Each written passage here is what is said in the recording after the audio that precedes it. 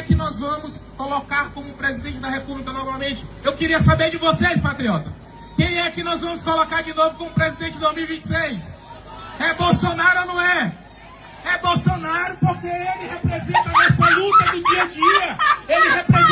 Ele está lá agora pedindo anistia, colocando o pescoço dele, colocando tudo aquilo que, colocando a sua alma, tudo aquilo que ele acredita lá no Rio de Janeiro. É verdade.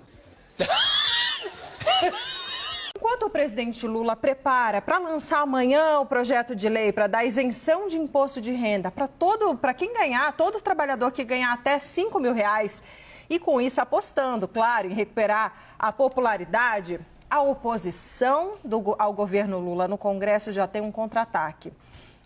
Apurei que a bancada do PL, o Partido Liberal, não vai, nem tem como se posicionar contrariamente a esse ponto específico do texto governista, que é o quê?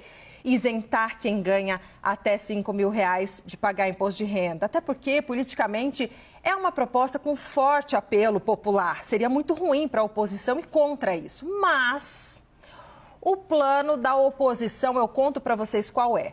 Armar uma cama de gato, sabe? Uma cilada, uma armadilha para Lula. A armadilha é a seguinte: o PL vai, tão logo o texto, essa proposta, esse projeto chegue ao Congresso Nacional, lá na Câmara dos Deputados, o PL vai apresentar um destaque, retirando qualquer tipo de iniciativa cuja compensação seja taxar ricos e super ricos. Do que eu estou falando? O negócio é o seguinte: de acordo com informações preliminares, a ideia do Ministério da Fazenda é o quê? Bom, você vai isentar, não vai pagar imposto de renda quem ganha até R$5 mil, né? Não vai pagar esse imposto de renda. Só que aí como é que você vai compensar esse dinheiro que o governo deixa de arrecadar? O governo está pretendendo cobrar impostos, mais impostos de quem ganha acima de 50 mil por mês. E é isso que a oposição não vai aceitar. De acordo com as fontes que eu ouvi, eles me disseram o seguinte: a oposição vai constranger o governo a focar a compensação no corte de gastos. Caso, né, aí como seria, qual que é a ideia? Surpresa muito grande que a gente recebeu hoje esse anúncio da licença do Eduardo Bolsonaro, que não quer voltar ao Brasil. Veja bem, ele não é denunciado, ele não está no julgamento. Nós começamos um movimento contra ele entrar na frente daquela comissão, porque ele não tem imparcialidade. Ele ali estava usando o mandato parlamentar dele, ele estava desde o começo de fevereiro fora do país.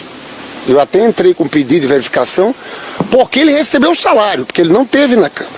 Então me impressionou o desespero, algo tão repentino, né? Porque veja, a gente entrou com um pedido em relação ao passaporte, que a gente achava que era pertinente. Não tinha sido nem analisado, hoje foi analisado. Então veja, eu sei que esse é um debate que vai existir nos próximos dias, mas foi algo, ao meu ver, inesperado, porque parecia alguém muito assustado. A gente entrou com o negócio, ele já foge, assustado, e fugiu. O que me chama a atenção e a preocupação do Bolsonaro, do presidente Bolsonaro, também fugir. Porque ele já foi na embaixada da Hungria, ele já falou em fuga várias vezes. Mas ele está com passaporte, Líbio. Então, falei de fugir. A gente entrou também, eu e o deputado Rogério, no Supremo, pedindo que avalie a necessidade de medidas cautelares para evitar a fuga.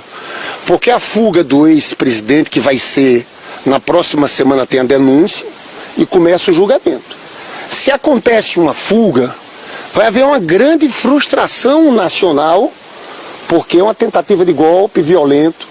Falavam de assassinato do Lula, do Alexandre de Moraes, aquela operação Punhal Verde e Amarelo. Então o que é que a gente pede? Que o Supremo avalie se vê riscos. Primeiro, não se aproximar de embaixadas. Aquele fato, isso aqui não é teoria da conspiração. Ele dormiu 2 dias na embaixada da Hungria, né?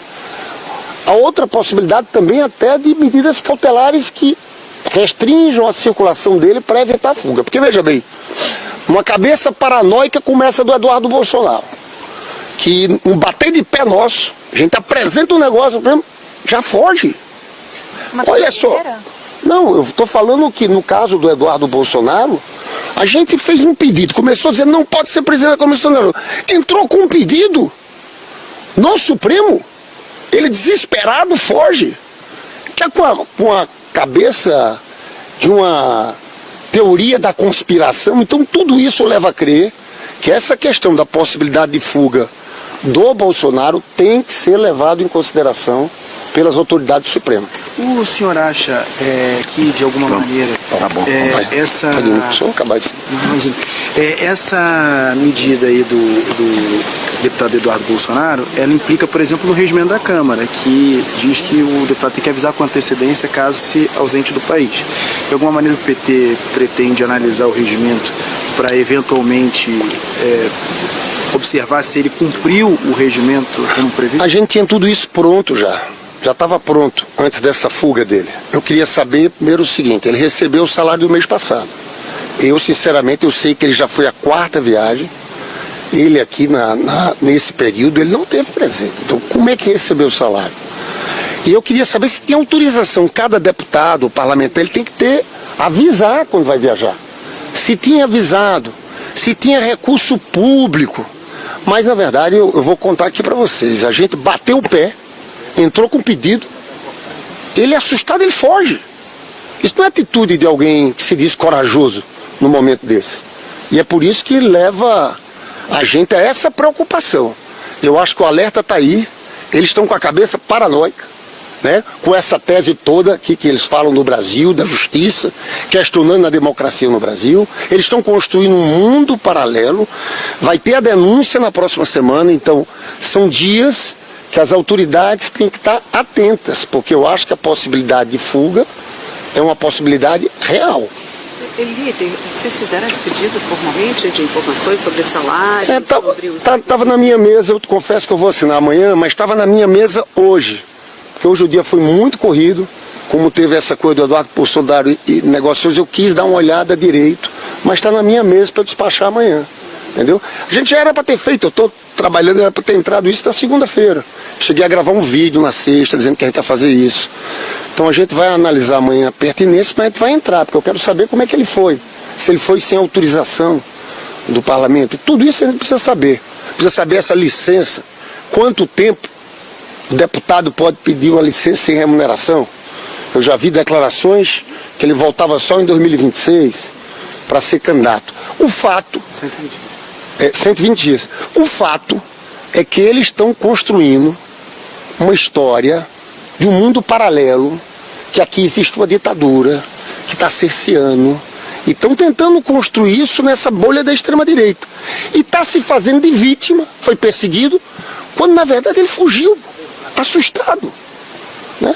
Eu só entrei com um pedido, cada deputado pode entrar, qualquer pessoa pode entrar. A gente bateu o pé e ele saiu correndo. Né? E se diz perseguido, o que é que está tendo contra ele? Né?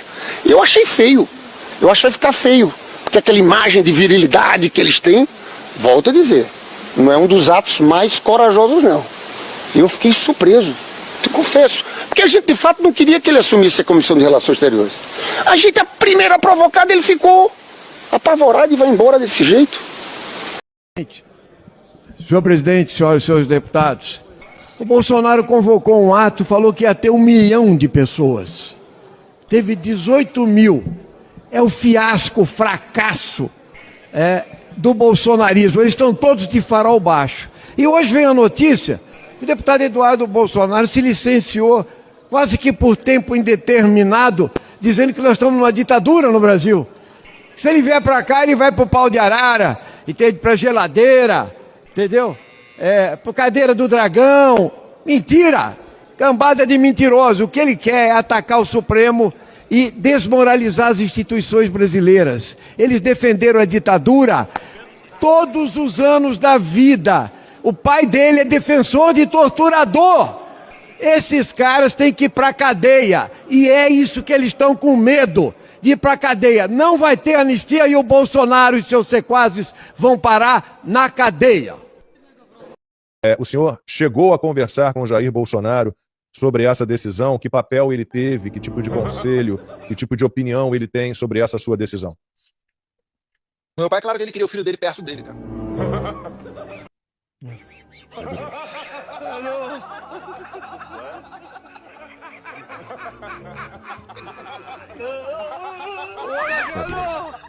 É difícil. A gente está aguardando só o deputado. Claro, a pergunta...